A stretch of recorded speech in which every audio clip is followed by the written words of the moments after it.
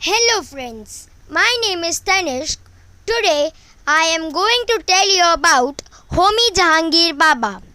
Homi Jahangir Baba was an Indian nuclear physicist, founding director and professor of physics at the Tata Institute of Fundamental Research, colloquially known as father of the India nuclear program.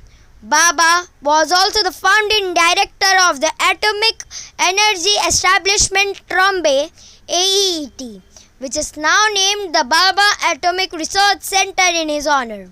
TIFR and AEET were the cornerstone of Indian development of nuclear weapons, which Baba also supervised as director. Homi Baba was born on 30 October 1909 in Bombay, British India. His nationality was an Indian. He studied BS and PhD from the University of Cambridge. He was known for the Indian nuclear program the most.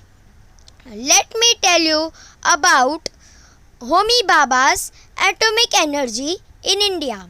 When Homi Jahangir Baba was working at the Indian Institute of Science, there was no institute in India which had the necessary facilities for original work in nuclear physics, cosmic rays, high energy physics, and other frontiers of knowledge in physics. He prompted him to send a proposal in March 1944 to the Sir Dorabji Tata Trust for establishing a vigorous school of research in fundamental physics. In his proposal, he wrote, "There is a movement in India, no big school of research in the fundamental problems of physics, both theoretical and experimental. There are, however, scattered all over India, complement workers who are not doing as good work as they would do if I brought together in one place under proper direction. It is absolutely in the interest of India to have a vigorous school of research in fundamental physics, for a school forms the spirit of research not only in less advanced branches of physics but also in problems of immediate practical application in industry.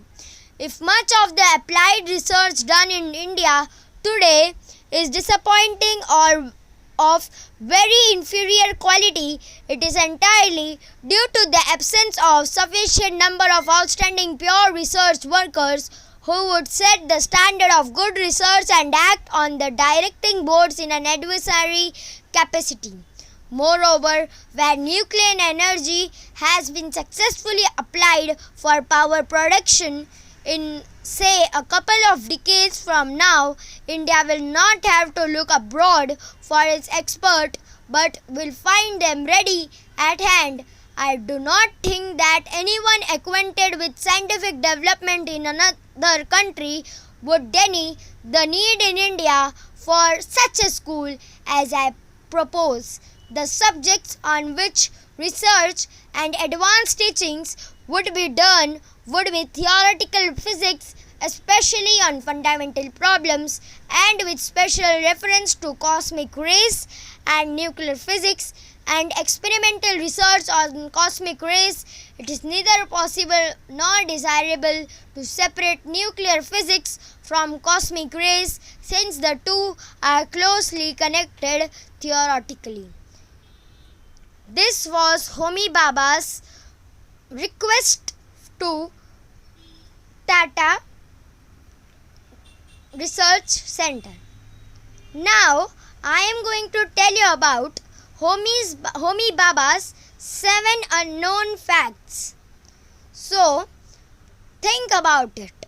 Homi Baba was an Indian, but he founded the atomic energy, and not from uranium but from thorium, which was not possible in the world. He was such a genius.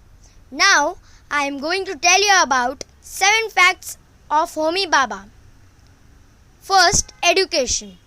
At the age of 18, a young Homi joined Cambridge University to study mechanical engineering in accordance with his father and uncle Darob's Tata's wish. From him, his father and uncle had planned that he would return to India after studying at England and join the Tata Steel or Tata Steel Mills in Jamshedpur as a metallurgist. Second, nuclear physics.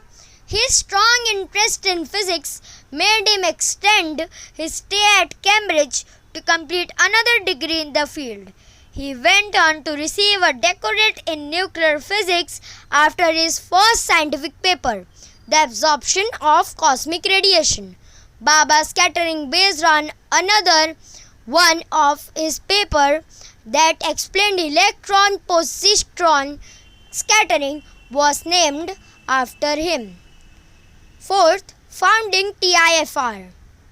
He was the founding director of Tata Institute of Fundamental Research TIFR in 1945 and Trombay Atomic Energy Establishment, later named as Baba Atomic Research Center by Prime Minister Indira Gandhi in his memory.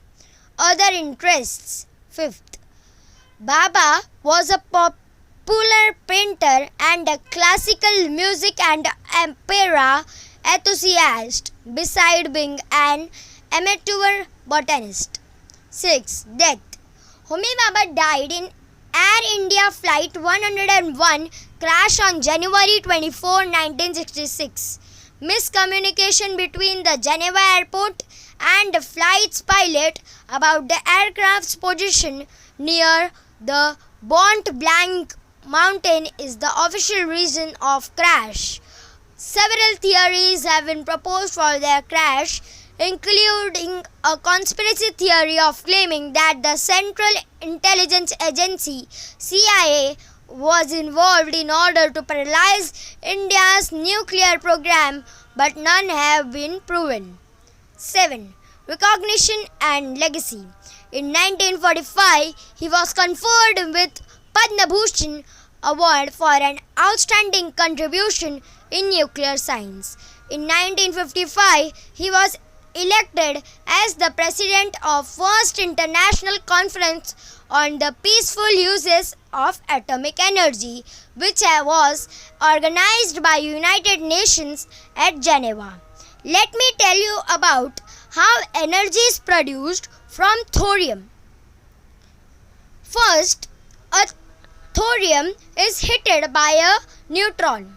Then the thorium start to be 2 thoriums and 3 neutrons are released from it.